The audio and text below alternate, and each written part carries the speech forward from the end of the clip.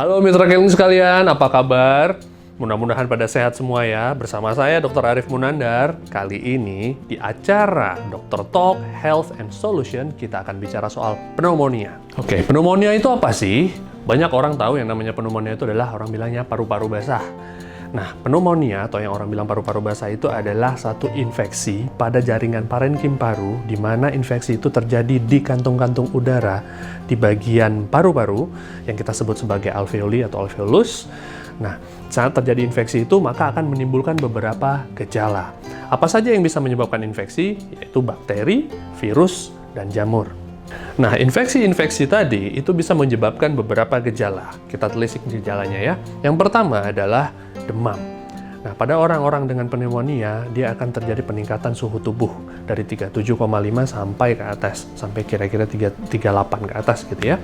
Nah, peningkatan suhu tubuh ini lebih dari karena reaksi infeksi yang memang terjadi pada tubuh kita, pada jaringan paru-paru kita. Lalu kemudian ada gejala-gejala yang membuat organ saluran pernafasan kita jadi tidak nyaman, antara lain flu, batuk berdahak yang cukup produktif, artinya batuk berdahak yang banyak sekali mengeluarkan dahaknya. Lalu kemudian ada rasa sesak nafas karena jaringan paru-paru tadi angkutan oksigennya terganggu, ya, antara distribusi oksigen dari jaringan paru-paru ke saluran atau pembuluh darah jadi berkurang, itu menyebabkan kita sesak nafas. Lalu kemudian komplikasi ke organ yang lain seperti organ pencernaan, di mana terdapat mual, muntah, rasa malas makan, dan itu akan membuat daya tahan tubuh orangnya makin menurun. Setelah dia makin menurun, maka dia jadi gampang lelah, lemas, dan lain sebagainya. Dan puncak-puncaknya terjadi penurunan kesadaran, karena saturasi oksigen di dalam darahnya sangat rendah. Oke, jadi 70% orang-orang dengan pneumonia itu datang ke rumah sakit setelah gejalanya itu memberat. Ya, mereka rata-rata tidak sadar, mereka menyangka bahwa ini hanya sakit pernafasan biasa, sehingga seringkali itu telat ditangani. Maka banyak hal yang bisa kita lakukan, selain memang kita berobat ke dokter gitu ya. Nah, yang bisa kita lakukan antara lain kita bisa lakukan vaksinasi. Dengan melakukan vaksinasi, maka kita punya daya tahan tersendiri terhadap kuman atau virus yang spesifik atau tertentu. Lalu yang kedua, usahakan untuk berhenti merokok. Kenapa? Kegiatan merokok itu hanya akan merusak jaringan paru-paru kita. Tidak hanya jaringan paru-paru, tetapi seluruh organ pernafasan kita. Mulai dari hidung, tenggorokan, saluran pernafasan trakea, kemudian bronkus, dan juga terakhir jaringan parenkim paru kita. Serta merusak pernafasan orang lain juga. Nah, yang terakhir, yang tidak kalah pentingnya adalah kita memperkuat sistem daya tahan tubuh kita. Dengan cara bergaya hidup sehat, berperilaku hidup bersih dan sehat, itu bisa membantu kita mencegah terjadinya penyakit pneumonia ini.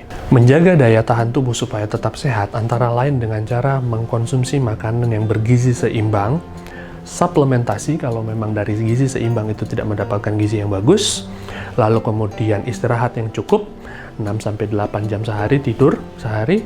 Apabila gizi dan suplementasi kita sudah baik dan juga istirahat kita juga sudah bagus, maka kita bisa lakukan yang namanya juga olahraga secara rutin, seminggu 30 menit ya minimal, dan bisa dilakukan dengan olahraga tipikal apa saja yang kita senangi. Nah, salah satu suplementasi yang sehat antara lain adalah dengan rutin mengkonsumsi K-liquid chlorophyll dan propolis platinum. K-liquid chlorophyll merupakan ekstraksi dari klorofil dari daun alfalfa atau Medicago sativa yang berasal dari tanaman di Timur Tengah. Nah, klorofil atau K-liquid chlorophyll ini mengandung banyak sekali mikronutrien yang baik untuk tubuh kita. Antara lain vitamin B, C, dan lain sebagainya.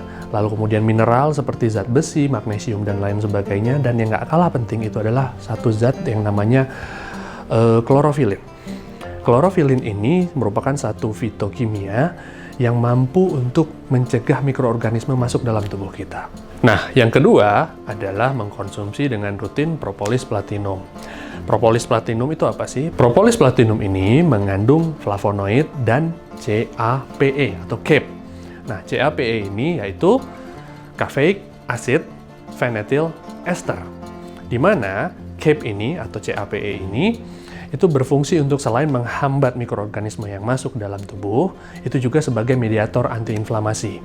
Nah, mediator antiinflamasi ini mampu menghambat atau mencegah terjadinya cytokine storm yang umumnya terjadi pada kasus yang saat ini sedang tren, yaitu COVID-19.